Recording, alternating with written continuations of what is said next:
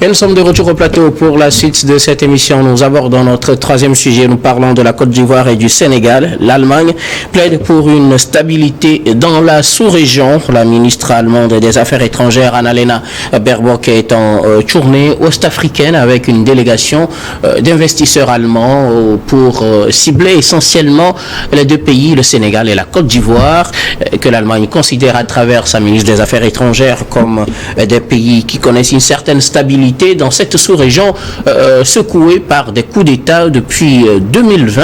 On en connaît un peu partout, en Guinée, au Burkina, au Niger, au Mali, et le Sénégal et la Côte d'Ivoire ont donc retenu l'attention de l'Allemagne avec sa chef de la diplomatie qui plaide pour cette stabilité dans la sous-région. Ces pays sont considérés comme étant des îlots de stabilité et elle encourage cette stabilité pour permettre le développement des relations économiques, de la coopération plutôt économique entre l'Allemagne, la Côte d'Ivoire et l'Allemagne et le Sénégal. Nous en parlons avec nos invités. La Côte d'Ivoire et le Sénégal, des îlots de stabilité en Afrique de l'Ouest qui attirent l'attention de l'Allemagne qui veut y investir et qui plaide pour la paix dans la sous-région, Louis. Oui, justement, parce que vous l'avez dit, je pense que Madame la ministre ou bien Madame la diplomate est dans une démarche anticipative, c'est-à-dire qu'elle est en train de tirer la sonnette d'alarme pour que les choses se fassent normalement, pour que le Sénégal et la Côte d'Ivoire aussi ne se basculent pas dans l'insécurité. Vous avez dit tout à l'heure que depuis 2020, la sous-région est marquée par des coups d'État militaires et en même temps des coups d'État constitutionnels. Et pour le moment, la Côte d'Ivoire et le Sénégal font exception et donc il va falloir certainement travailler pour préserver cette paix. Et quand vous avez un État comme l'Allemagne qui accorde du principe, bien du crédit à ce qu'on appelle les principes démocratiques, il ne peut pas vouloir justement investir dans le chaos. Et maintenant, et moi ce que et si la diplomate le dit, parce qu'aujourd'hui ces pays-là, les pays en question sont dans le voisinage immédiat en fait de l'Europe. Et ça veut dire que si la situation se détériore en matière de sécurité chez eux, l'Europe va porter coup. Aujourd'hui, on est là tout le temps à dénoncer les immigrations clandestines avec des milliers d'Africains qui meurent dans la mer, qui vont en fait en Occident et qui vivent dans des situations déplorables. Donc je pense que quand les Occidentaux voient ça, c'est des choses qui les choquent et justement ils veulent qu'il y ait de la stabilité dans les pays d'accueil ou bien dans les pays d'origine pour que le drame se limite justement dans la mer. Donc je pense que ce qu'il dit c'est à saluer, mais au même moment il va falloir qu'elle s'attaque en fait aux causes de l'insécurité en Afrique. Aujourd'hui quand on le dit, souvent c'est pas seulement les attaques terroristes, les attaques terroristes viennent en ajout aux problèmes préexistants. Quand je parle de problèmes préexistants ou bien des causes endogènes, c'est justement les coups d'État constitutionnels. Aujourd'hui, les coups d'État militaires, ils sont visibles, tout le monde les voit et on les condamne. Mais à côté, il y a des coups d'État constitutionnels, il y a cette question-là liée à l'organisation des élections. Les élections n'ont jamais été transparentes dans nos pays africains. Vous avez vu ce qui s'est passé en Côte d'Ivoire justement parce que c'est de ça qu'il est question, pas de la Côte d'Ivoire dans les années 2010-2011 où il y a eu une guerre civile après les élections. On a vu que des milliers d'Ivoiriens ont perdu leur vie dans cette histoire-là. Et après, un président a fini à la CPI. Donc c'est des situations qui ne rendent pas service en fait à un État qui veut être stable. Et quand vous voyez par exemple le Sénégal, avec tout ce qui s'est passé, on en parlait tout à l'heure dans la première partie de l'émission, avec un président qui est arrivé au bout de son mandat, qui ne voulait pas partir.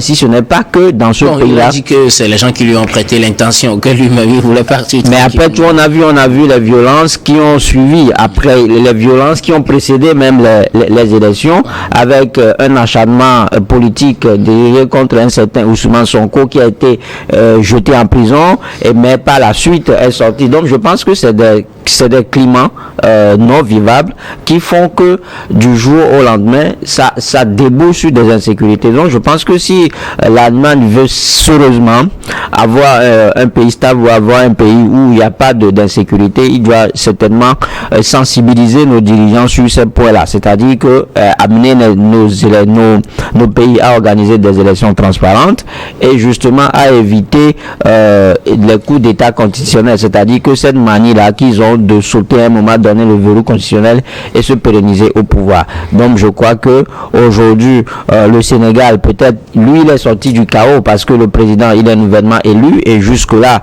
c'est-à-dire que de point de vue visible il y a la stabilité, il y a la paix au Sénégal, il faut la conserver. Maintenant le pays peut-être où les choses peuvent du jour au lendemain basculer si on n'est pas prudent, c'est peut-être la Côte d'Ivoire, parce que vous avez un président qui va être réélu pour un 4e mandat bientôt, un président qui a été porté par des gens qui ne jouent que par lui et qui sont dans un discours laudatif. Donc je pense que si ce côté-là, si on ne le voit pas, si on ne surveille pas la Côte d'Ivoire comme du lait sur le feu, c'est que craint Madame la ministre peut justement arriver. Merci beaucoup à vous, Louis Kamako. Alors, Donatien Ouesso, la chef de la diplomatie allemande, est en Afrique de l'Ouest avec une délégation d'investisseurs pour renforcer la coopération économique, surtout avec les pays de l'Afrique de l'Ouest, notamment le Sénégal et la Côte d'Ivoire. Elle plaide pour une stabilité parce que c'est la stabilité qui va garantir à la bonne marche de cette coopération économique. Oui, comme nous le savons, on le dit le plus souvent que l'argent n'aime pas le bruit. Donc, elle est venue pour d'abord tâter le terrain pour voir de quoi il s'agit. Elle peut être ailleurs et lire l'actualité au niveau de la sous-région, mais elle est venue constater de visu. Mais ce que je constate, c'est que les Occidentaux ne viennent pas pour nos beaux yeux, surtout en Afrique. C'est pour pouvoir garantir leur précaré.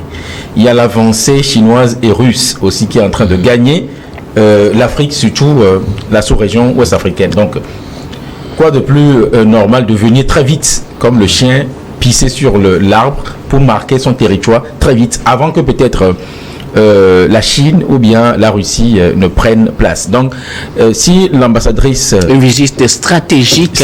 Bien sûr, stratégique pour venir... géostratégique d'ailleurs. Oui, on vient en même temps, avant de partir, on scelle une certaine alliance avant de partir. Que ça soit, surtout quand c'est économique, en dessous de l'économique, il y a toujours le politique. Parce que c'est le politique qui dirige l'économique. Donc, moi, je ne vois pas que c'est pour venir voir les beaux yeux des Africains qu'ils sont là. Et si l'Allemagne, nous connaissons l'Allemagne en termes de décentralisation, surtout en termes de ce qui est la démocratie. Nous voyons comment le régime parlementaire est assez ancré chez eux là-bas. S'ils viennent en Afrique pour parler de la stabilité, je suis d'accord, mais j'aimerais qu'on touche véritablement aux sources de ce qui cause les instabilités. Qu'on ne vienne pas après pour plaider pour la stabilité, mais qu'on vienne peut-être couper les racines de ce qui peut engendrer ces instabilités-là. Est-ce que justement ça ne fait pas débat? Parce que couper les racines de cette instabilité, c'est peut-être selon certains intervenir militairement, et l'Allemagne a des bases en Afrique de l'Ouest. La dernière en date, ou bien du moins la dernière qui fait l'actualité, c'est celle qui est au Niger et qui a aujourd'hui plié de partir.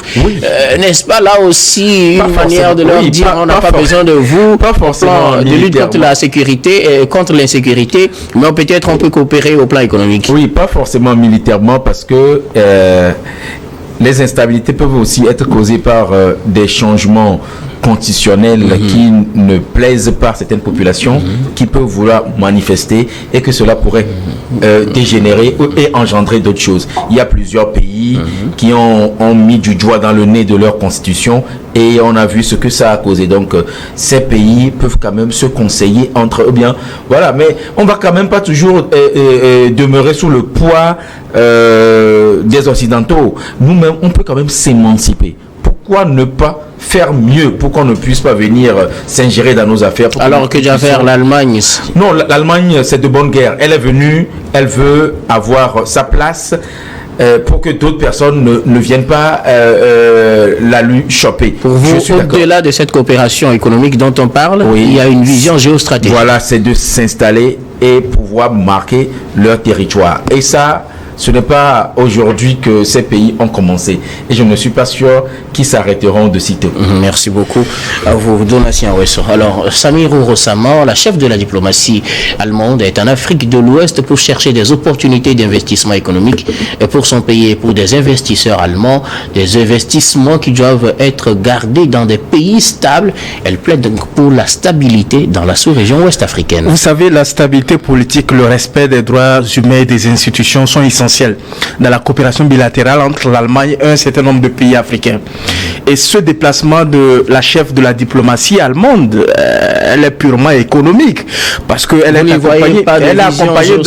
accompagnée d'un certain nombre d'investisseurs allemands qui sont intéressés de plus en plus aux opportunités au niveau de l'Afrique de l'Ouest.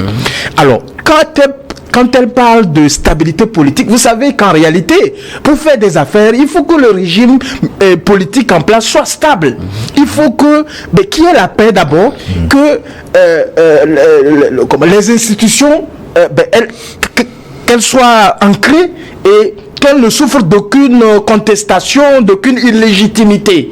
Donc, en réalité, lorsque la chef de la diplomatie parle de la stabilité politique, c'est pour que les investisseurs allemands qui vont injecter de l'argent par rapport à un certain domaine d'opportunité avec les entrepreneurs africains, que l'argent de l'investisseur allemand soit dans de bonnes sécurités, que l'argent du contribuable de l'investisseur allemand puisse avoir une production ou des résultats escomptés, qu'à un moment donné qu'on n'assiste pas à un coup d'État qui vienne renverser tout et qui cause ou qui mettre en place une situation d'insécurité, d'instabilité totale. Parce que quand elle parle de stabilité politique, ce n'est pas pour nos beaux yeux. Et je pense que nous devons prendre conscience en ce 21e siècle que les problèmes que nous avons en Afrique sont d'abord les problèmes africains.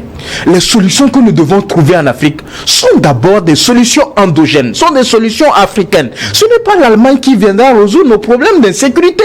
Ce n'est pas l'Allemagne qui viendra résoudre nos problèmes de coup d'État. Ce n'est pas l'Allemagne qui viendra résoudre nos problèmes de tripatouillage que les gens qualifient, de nos constitutions, de nos fonctionnements des institutions et tout ça. Parce que quand vous regardez l'Allemagne, au-delà de la position de l'Union européenne à laquelle elle appartient, est-ce que vous avez déjà vu l'Allemagne prendre